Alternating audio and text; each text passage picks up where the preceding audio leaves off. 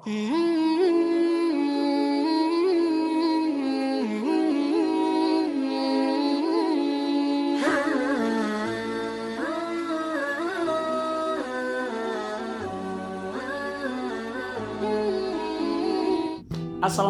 warahmatullahi wabarakatuh.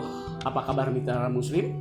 Kita jumpa lagi dengan kuliah bersama Edi Hamdi. Beberapa episode yang lalu kita sudah bahas beberapa perjalanan atau kisah para nabi, dan kita sampai ke Nabi Ayub alaihissalam. Dan di samping saya sudah hadir dengan penampilan yang berbeda. Apa kabar Ustaz? Alhamdulillah baik. Makin sehat alhamdulillah ya.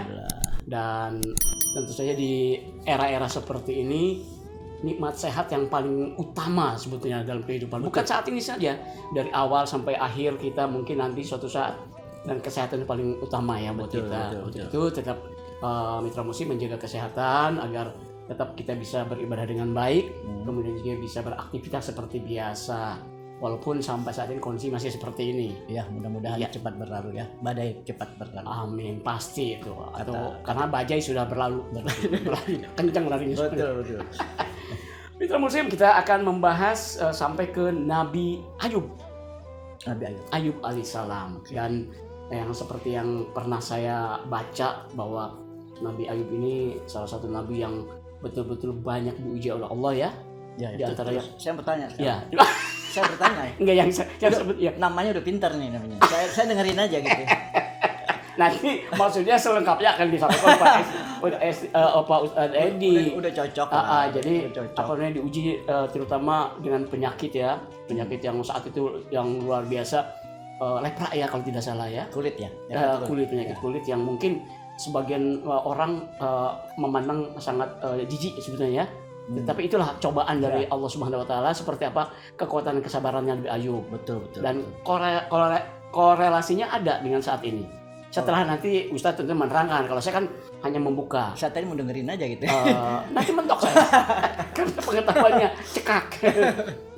Jadi ini tugas Pak Ustadz Edi Hamdi. Monggo silakan dimulai. Baik, Assalamualaikum mitra muslim. Jumpa kembali dalam kuliah bersama Edi Hamdi. Dan episode kali ini sebagaimana yang disampaikan oleh Bang Didin, yaitu saya manggilnya Bang karena Didin lebih tua berapa bulan dari saya. Iya. Main layangan lebih duluan saya. Iya, makanya saya manggilnya Abang. Yaitu Nabi Ayub alaihissalam. Sebagaimana biasanya kita lihat profilnya dulu, siapa Nabi Ayub. Nabi Ayub ini adalah keturunan daripada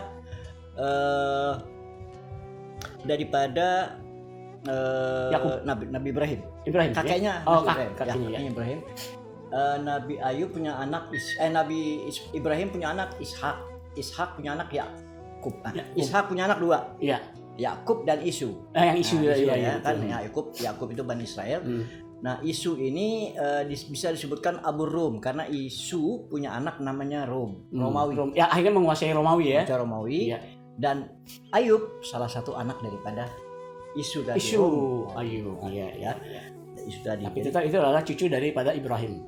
Ya. Ujungnya ke Ibrahim. Tapi Ayub ini generasi keempat ya. Generasi keempat. Jadi kalau saya urut dari Nabi Ibrahim, kemudian dia punya anak Ishak dengan Isu. Ishak dan Isu. Kemudian dari Isu lah baru akan turun kepada Nabi Ayub alaihissalam. Itu pada generasi ketiga. Rumus, kemudian baru Ayub. Nabi Ayub nikah dengan keturunan cucu Nabi Yusuf. Bani Israel ya. Ya. Jadi Yusuf punya anak Efraim. Efraim punya anak Rahmah. Rahmah itu menikah dengan Ayub. Jadi itu ya. Ketemunya di sana. Ya. Jadi Nabi Ayub istrinya adalah Rahmah, yaitu cucu daripada Nabi Yusuf alaihissalam atau anak dari Efraim. Nabi Ayub tentunya diutus untuk satu kaum yang kaumnya itu di daerah Syam, persisnya di Damaskus saat itu. Damaskus saat itu. Di Damaskus saat itu dia diutus oleh Allah untuk tentunya sama dengan nabi-nabi yang lain untuk menyempurnakan agama Islam. Dan yang menarik adalah bahwa Nabi Ayub alaihissalam punya anak 10 putra. 10 ya. Putra putri. 7 putri, 3 putra. Oh, 3 putra. Kemudian dia punya binatang hewan ternak Binatang peliharaan. Pemeliharaan Pada akhirnya beternak aja gitu ya. Iya, beternak. Iya. Jadi hampir kalau saya baca di kitab dia punya sapi aja sampai 7.000 sapi. Kemudian dia punya onta itu 3.000. Kemudian dia punya hemar ada beberapa ribu. Dia punya tanah cocok tanam itu tanah untuk pertanian. Pertanian sangat luas sekali. Jadi bisa dikatakan salah satu nabi yang miliarder. Kaya raya dari sebagai pengembala awalnya ya. Iya, kemudian bertani. Iya. Dan kenapa kok bisa kaya ya? Ternyata Nabi Ayub ini selalu memberikan sedekah kepada masyarakat di lingkungan sehingga dia dicintai sekali oleh lingkungannya. Kan sedekah yang berbagi kepada masyarakat. Jadi kekayaannya nggak bisa habis. Ya. Nah, pada saat tertentu, pada momen tertentu Allah menguji. Setiap nabi kan ada ujiannya. Ada ujian, ada mukjizat gitu ya. Mukjizat. Dan salah satu ujian kepada Nabi Ayub adalah diberikan penyakit kepada Nabi Ayub. Sebelum penyakit itu dimusnahkanlah pertanian dengan hama segala macam musnah. Kemudian binatang-binatang mati. Kemudian akhirnya Nabi Ayub diberikan penyakit lepra penyakit kulit kemudian sehingga kaumnya atau masyarakat di lingkungannya menjauhinya bahkan mengusir ke tempat diasingkan beserta istri yang setia saat itu Rahmah. Luar biasa, dan penyakit yang dideritanya itu sampai 18 tahun. Bukan waktu yang sebentar. Iya, betul. Diuji dengan penyakit itu 18 tahun. Jadi teringat masa sekarang ini. Kita sudah diberikan kesejahteraan kan. Betul. Dunia ya sebut saja ya, bukan Indonesia ya. Kita baru dikasih hampir 1 tahun pandemi seperti ini sudah banyak yang collab dan segala macam itu. Mungkin juga bisa jadi ujian ya. Bisa jadi ujian yang kalau kita lihat dari, walaupun ini belum diterangkan secara detail lagi tentang bagaimana Nabi Ayub menerima ujian dari Allah itu, kemudian dia bersabar dan segala macam. Nah, maka diikuti, jadi kita bisa berkaca bahwa seperti apa seorang nabi diuji dari kaya raya tadi kan, miliarder sebut aja kayak gitu, sampai semuanya hilang. Bahkan anaknya juga hilang. Anaknya meninggal semua ya. 10-10-nya setiap tahun satu akhirnya habis. Jadi tinggal berdua. Iya. Sudah berdua, penyakitnya juga yang diderita oleh Nabi Ayub ini mungkin bisa dikatakan tinggal tulang belulang aja ya. Yang tersisa istilahnya tinggal kulit dan tulang ya, dagingnya sudah. Iya, dagingnya sudah kurus aja pokoknya ya. Kurus, kemudian yang dia memiliki hanya 2 hal, yaitu mulut untuk berucap dan hati yang selalu bertasbih kepada Allah Subhanahu wa taala. Iya. Dalam suatu dialog dia dengan bahkan sampai nggak bisa jalan dia, jadi di tempat tidur aja. Tapi alhamdulillah istrinya ini sangat setia sekali menemani Nabi Ayub 18 tahun. Dan satu kata-kata yang memang sampai saya ingat sampai sekarang karena saya pernah baca tadi, Ustaz, bahwa istrinya sempat mengatakan kenapa tidak berdoa meminta kesembuhan kepada Allah gitu kan? Iya, karena Nabi kan. Iya, karena Nabi sekali doa langsung diijabah. Iya, apapun pasti diijabah oleh Allah. Pertanyaannya sekian tahun nggak doa-doa. Tapi kenapa tidak dilakukan oleh Nabi Ayub saat itu? Gitu? Itulah hebatnya Nabi Ayub. Iya. Nabi Ayub mengatakan, kita sakit itu berapa tahun sih? Kita bahagia itu berapa tahun? Atau umur kita berapa tahun berganti-ganti? Sudah 70 tahun kan? Iya. Sementara sakit baru 18 tahun. 70 dikurang 18 berapa tahun? Berapa tahun kita bahagia? Iya. Ini belum seberapa. Iya. Cobaan itu belum seberapa daripada nikmat yang telah diberikan. Betul. Ya betul, itu makanya itu sangat menarik sekali kisah Nabi Ayub ini, terutama buat diri saya gitu ya saat ini. Iya. Bahwa kita semua sih. Kita semua ya. Dalam kondisi COVID ya. COVID, dan otomatis dampaknya kepada hal-hal yang lain kan. Ekonomi, kehidupan, aktivitas dan segala macam, itu sangat berpengaruh. otomatis kan sebut saja kasarnya penghasilan nasabah akan menurun. Nah, sejauh mana kita akan bersabar untuk menerima ujian ini kan gitu ya. Betul, kita bisa ngambil kesimpulan daripada kisah Nabi Ayub ini karena happy ending nih dia nih. Dia happy ending. Jadi begitu diuji dan sebagainya, 18 tahun dia diuji dan tidak berdoa. Jadi ada satu doa yang diucapkan oleh Nabi Ayub alaihissalam dalam surat Al-Anbiya ya. Rabbi inni masanya durru anta arhamar rahimin wa anta arhamar rahimin. Jadi sesungguhnya aku telah ditimpa penyakit. Jadi doanya aku telah ditimpa penyakit dan engkau adalah Tuhan yang Maha Pengasih. Cuma itu aja. Dia nggak minta sembuhkanlah saya, enggak. Cuma mengadukan saja saya sedang menderita penyakit dan engkau Allah Maha Pengasih. Ketika dia membaca itu, kebetulan istrinya sedang berusaha di luar, bekerja di luar. Ada dikatakan dia menjual rambutnya sampai kehabisan untuk makan gitu ya. Rambutnya dijual untuk memberikan roti buat makan. Nabi Ayub keluar. Akhirnya malaikat datang dan mengatakan, gerakanlah kakimu. Ya nggak bisa digerakin dong, saya lagi sakit ya, kondisi begini. Tapi tetap diperintahkan, walaupun gimana harus berusaha, walaupun Nabi tetap berusaha. Akhirnya berusaha, digerakkanlah kakinya, menginjakkan ke lantai, satu kali, keluarlah air. Dan diperintahkan air itu untuk diminum. Diminumlah air tersebut, air dingin diminum, akhirnya sembuhlah yang ada di dalam penyakitnya. Kemudian untuk kulit-kulitnya disuruh mandi supaya kulitnya kembali normal.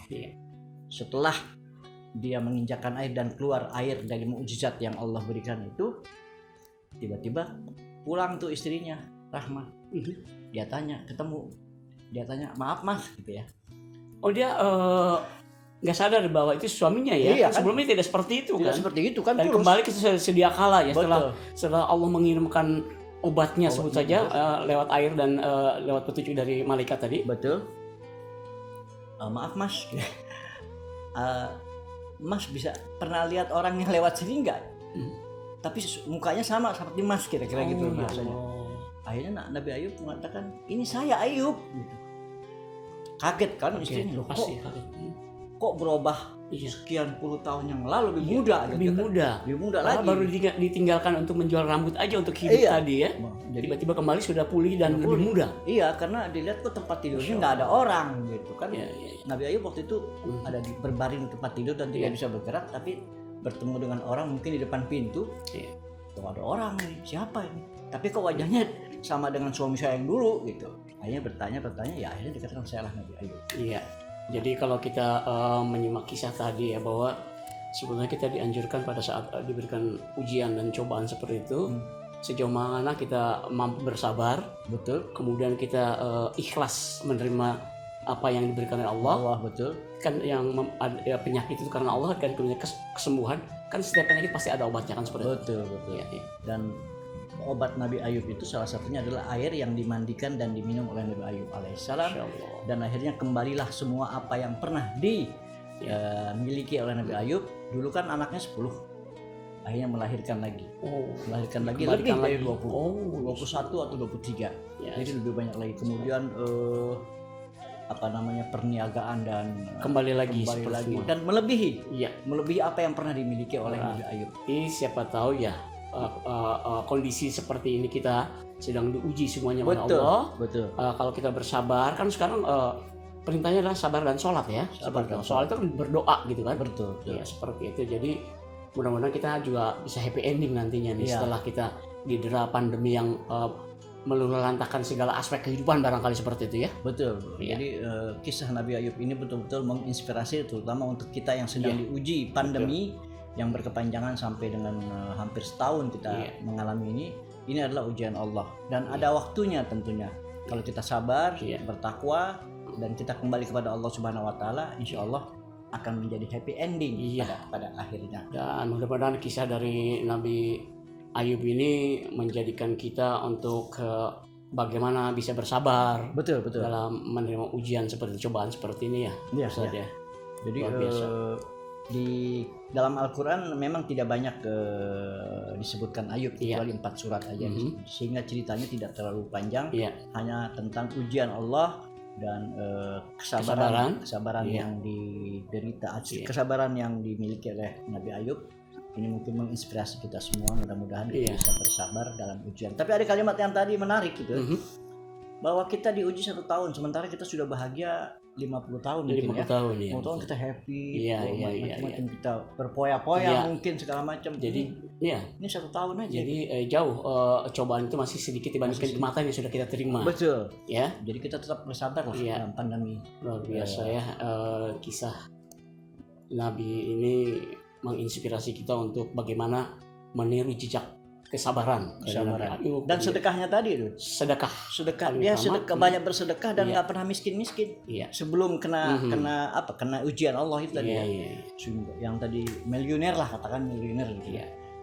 Nabi yang miliuner. Mudah-mudahan kita semuanya bisa meniru seperti itu. Betul. Jangan dapat cobaan sedikit aja. Seperti saya juga lah. Kita manusia yang doif ya, lemah. Betul. Berkeluh kesah gitu kan. Padahal kalau kita urut-urut seperti Nabi Ayub tadi, bahwa betapa nikmat yang sudah kita reguk ini puluhan tahun, baru dapat cobaan hanya setahun dan beberapa tahun saja gitu ya. Jadi memotivasi kita lah. Betul. Dalam kondisi begini kita tetap bersabar. Insya Allah kan memberikan ujian kepada manusia sesuai dengan kemampuannya. Tidak mungkin diuji dengan melampaui batas yang tidak kita mampu ya. Iya, yang penting kita tidak minta kepada orang lain, maksudnya kepada Allah Subhanahu wa Ta'ala. Dan yang paling saya terkesan adalah Nabi Ayub itu hanya meminta mengadu saja, tidak minta apa-apa ya. Itu luar biasa. Tidak minta sembuhkanlah segera dan segala macam. Cuma mengadu. Tidak seperti doa-doa zaman sekarang itu kan. Wah, mintanya terlalu banyak. Enggak, pengen cepat. Termasuk saya barangkali. Allahu Akbar. Jadi kalau minta cuma satu aja dia banyak. Hari ini minta A, besok minta B, besok C, gitu. Satu. Lama-lama kan sampai Z. Insya Allah terkabul semuanya kan. Baik, Ustaz, luar biasa ini kisah Nabi Ayub ini bisa menginspirasi kita atau menjadi contoh buat kaum yang sekarang ini. Betul. Apalagi kita kan termasuk kaum insan ya. Baca pengen cepat gitu ya. Betul. Tidak tahan dengan cobaan, ya Allah. Jadi malu sebetulnya. Betul. Itu kita dengar kisah seperti itu. Dia seorang nabi ya. Kita sebenarnya kita manusia biasa yang pengennya cepat gitu segala macam. Kayak gitu ya. Baik, ada yang disampaikan lagi, Ustaz? Setelah Nabi Ayub mungkin di sini kita akan nanti ke putranya Nabi Ayub. Putranya Nabi Ayub itu Zulkifli. Nabi Zulkifli juga kalau nggak salah cuma 2 kali dalam Al-Quran disebutkan, tapi mungkin pada episode berikut kita akan lebih tahu lagi tentang kisah Nabi Zulkifli. Kemudian setelah itu mungkin Musa atau Harun, kemudian Musa. Setelah itu baru masuk ke Daud, Sulaiman dan seterusnya. Iya, baik mitra musim, kita berharap kita dalam kondisi sehat walafiat dan kita harus syukuri. Kemudian dengan cobaan kita tetap bersabar ya. Betul. Dan jangan lupa kalau kita masih ingin bersilaturahim lewat Kuldi di channel Satria Wisata ini, di like, subscribe, dan boleh di-share. Tapi ada yang menarik, saya baru ingat nih. Banyak orang bertanya di mana kejadian air itu. Air yang diinjak oleh Nabi Ayub tadi. Kan Nabi Ayub itu diutus di wilayah Syam ya, di daerah Syria ya. Dari Syria. Kemudian Nabi Ayub itu kan diasingkan. Itu katanya diasingkannya daerah sekarang ini jadi Turki. Jauh sekali berarti ya diasingkannya. Kan perbatasan. Perbatasan ya Turki dengan Syria ya. Jadi ada yang mengatakan di Haran tempat Nabi Ibrahim. Iya. Nabi Ibrahim hijrah ya. Iya, hijrah. Ada juga yang mengatakan di Turki itu kan Haran sekarang jadi Turki.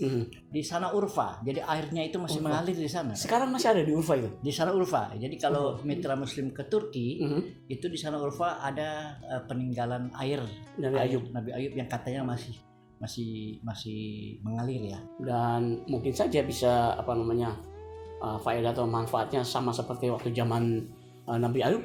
Iya. Wallahu alam ya. Wallahu alam. Jadi itu diketemukan mungkin dekade 30 tahun yang lalu bahwa orang banyak berobat lepra dengan air tersebut sembuh. Oh ya Allah. Jadi diprediksi wallahu alam diprediksi itu adalah peninggalan Nabi Ayub alaihissalam. Jadi yakinlah bahwa kondisi kita dalam keadaan sakit, insya Allah ada obatnya. Betul, kan? betul. Ada lagi Ustaz? Itu aja mungkin. Sangat menarik episode ini sobat mitra muslim ya. Dan terima kasih atas perhatiannya. Kita jumpa lagi di episode berikutnya dengan kisah Nabi yang selanjutnya. Betul. Terima kasih Ustaz. Sama-sama. Ya. Assalamualaikum warahmatullahi wabarakatuh.